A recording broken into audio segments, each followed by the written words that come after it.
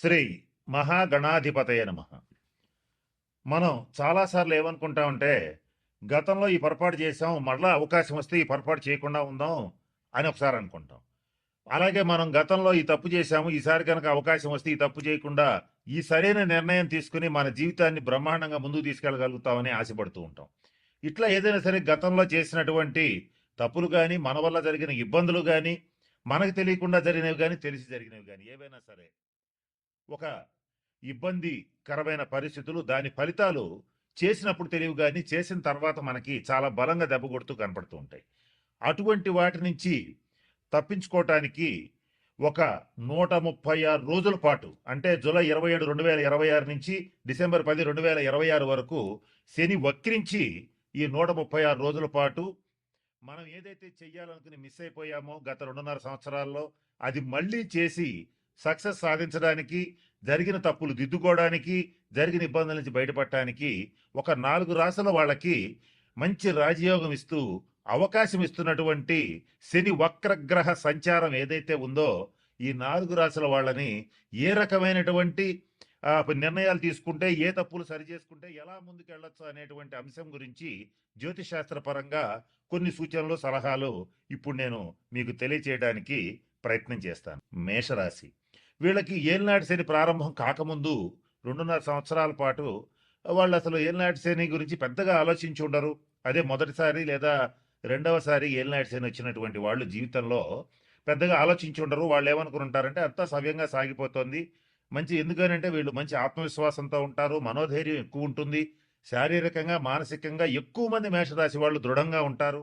కాబట్టి వీళ్ళు ఏంటంటే మనల్ని ఏం చేయదులే ఈ గ్రహగతులు అనేటువంటి పరిస్థితుల్లో తెలియకుండానే గత 2.5 సంవత్సరాల్లో అనేక రకాల తప్పులు చేసి ఉంటారు. ఆ తప్పుల్లో ముఖ్యంగా కుటుంబ పరమైనటువంటి విషయాల్లో నిర్ణయాలు తీసుకోవటంలో ఖచ్చితంగా తప్పు చేసి ఉంటారు.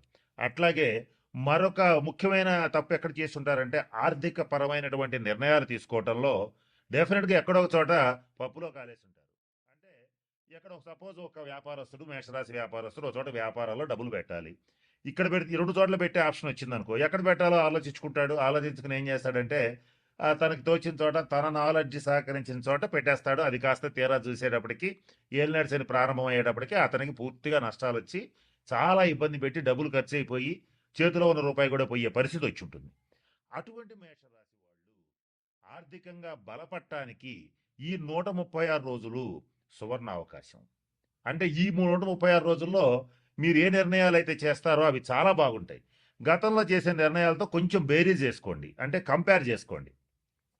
కంపేర్ చేసుకుని ఓకే, ఈసారి గతంలో ఆ తప్పు చేశాం కనుక ఈసారి ఆ తప్పు చేయొద్దు, ఈసారి కరెక్ట్గా ఇలా చేద్దామని అలా పెట్టుబడులు పెట్టడం, అలా తీసుకోవటం ఒక మంచి నిర్ణయం. అలాగే ఎక్కువగా ఏలినాటి శని ప్రారంభమైన వెంటనే మేషరాశి వాళ్ళకి ఏం చేస్తాడంటే ఎక్కువగా ఖర్చులు పెట్టిస్తాడు. ఆ ఖర్చులకి వాళ్ళకి సంబంధం ఉండదు, ఆ ఖర్చులు పెట్టాలని వాళ్ళు అనుకోరు. ఇగో ఇష్యూస్ రీత్యా కానీ, లేదా హాస్పిటల్ బిల్స్ రీత్యా కానీ మనకి సంబంధం లేకుండా అనేక రకాల ఖర్చులు, అంటే కొంతమందికి డబ్బు ఇచ్చి తిరిగి రాదు వాళ్ళకి. వాళ్ళేంటి, వాళ్ళు తీసుకున్న తర్వాత ఇదిగో రేపిస్తా మాపిస్తా అని చెప్పి తిప్పుతూ ఉంటారు. ఇట్లా కూడా జరుగుతుంది. ఇట్లా ఏ రకంగా సరే అధికంగా డబ్బు చేజారిపోయిన పరిస్థితి గతంలో మేషరాశి వాళ్ళకి ఏర్పడింది. దాని నుంచి తప్పించుకోవడానికి ఈ 136 రోజులు గొప్ప అవకాశం. ఎట్లా చేయాలి అని అంటే నష్టద్రవ్య ప్రాప్తికి, ఎట్లా ఎవరైనా డబ్బులు ఇచ్చి మిస్ అయినా ఏదైనా ఇట్లా జరిగితే కార్తవీర్యార్జున మంత్రాన్ని జపించండి. లేదా మీకు రాకపోతే ఎవరో ఒకళ్ళ బ్రాహ్మణ సహాయంతో కార్తవీర్యార్జున మంత్రాన్ని జపించి ఆ తీర్థం కనుక తీసుకునేటట్లయితే నష్టద్రవ్య ప్రాప్తి కలుగుతుంది మేషరాశి వాళ్ళకి. అంటే ఫైనాన్షియల్గా పోయిన డబ్బు లేదా రాదనుకున్న డబ్బు తిరిగి వస్తుంది. అలాగే మేషరాశి వాళ్ళు కొంతమంది ఏం చేస్తుంటారంటే గతంలో కొంచెం ఆవేశపరులు కనుక సహజంగానే కొంచెం కోపం వచ్చినప్పుడు ఇగోకి పోయి కోర్టు కేసులు వేయటం, అవతల వాడు రాజీకి వచ్చినా కూడా వీళ్ళు రాజీకి రాకుండా కోర్టులో న్యాయం జరుగుతుంది అనేటువంటి ఒక భ్రమతో ముందుకెళ్ళి డబ్బు, టైము, మానసిక శాంతి అన్ని పోగొట్టుకుంటారు. ఇలాంటి వాళ్ళు కూడా ఈ 136 రోజుల్లో ఆ తప్పులను సరి చేసుకోవడానికి అవతల వాళ్ళతో కూర్చుని మాట్లాడి ఏదైతే ఉందో వ్యవహారం దాన్ని సెటిల్ చేసుకోవడానికి ప్రయత్నం చేయండి. అట్లాగే ఈ మేషరాశి వాళ్ళు కుటుంబ సంబంధమైనటువంటి విషయాల్లో జీవిత భాగస్వామితో కానీ, కుటుంబ సభ్యులతో కానీ, తండ్రితో కానీ, ముఖ్యంగా తండ్రితో కానీ, జీవిత భాగస్వామితో కానీ కొంచెం గతంలో కొద్దిగా ఏదైనా తప్పుగా ప్రవర్తించినా, వాళ్ళ మీద కొంచెం అగ్రెసివ్గా వాళ్ళ మీదకి వెళ్ళినా, లేదా వాళ్ళు వీళ్ళ మీదకి వచ్చినా ఎట్లా జరిగినా సరే దాన్ని సరిచేసుకునే అవకాశం అనేటువంటిది ఈ 136 రోజుల్లో వీళ్ళకి లభిస్తుంది.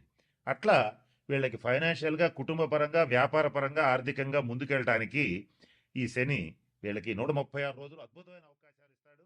కనుక వచ్చిన అవకాశాలను వచ్చినట్లుగా కొంచెం జాగ్రత్తగా జాతకాన్ని పరిశీలింపజేసుకుని ముందుకెళ్ళగలిగితే మరిన్ని శుభ ఫలితాలు డెఫినెట్‌గా పొందగలుగుతారు. అంటే వృద్ధులు, వికలాంగులు ఎవరన్నా ఉంటే వాళ్ళకి సహాయం చేయండి. అది ఆర్థికంగా కావచ్చు, అలాగే వాళ్ళకి సర్వీస్ చేయటం కావచ్చు. వికలాంగులు ముఖ్యంగా ఎవరైనా కుంటి వాళ్ళు ఎవరైనా ఉంటే వాళ్ళకి ట్రైసైకిల్స్ అంటే 3 చక్రాల బండ్లు ఇవ్వటం గానీ, లేదా వాళ్ళ ఆసుపత్రి ఖర్చులకు డబ్బులు ఇవ్వటం గానీ, రోగుల్లో కూడా మామూలు రోగులు కాదు, దీర్ఘ రోగులు. కొన్ని దీర్ఘ రోగులకి, తరుణ రోగులకి తేడా ఏంటంటే తరుణ వ్యాధులంటే అప్పుడొచ్చి అప్పుడే వారం 10 రోజుల్లో తగ్గిపోతాయి.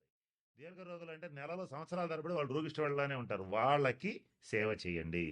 ఇంకా కుదిరితే ఈ 6 రాసుల వాళ్ళు ఎవరైనా రక్తదానం చేసే అలవాటు ఉంటే చెయ్యండి. అది మీకు మంచిది. ఇక ఇంకా ఎవరైనా సరే ఈ 6 రాసుల్లో శనీశ్వరుడికి సంబంధించి మంచి ఫలితాలు పొందాలంటే ప్రభుత్వ ఆసుపత్రులకెళ్ళి అక్కడ ఉన్నటువంటి రోగులకి కావాల్సిన మెడిసిన్స్ ఇప్పించటం గానీ, ఏదైనా పళ్ళు ఇవ్వటం గానీ అవకాశం ఉంటే చేయండి.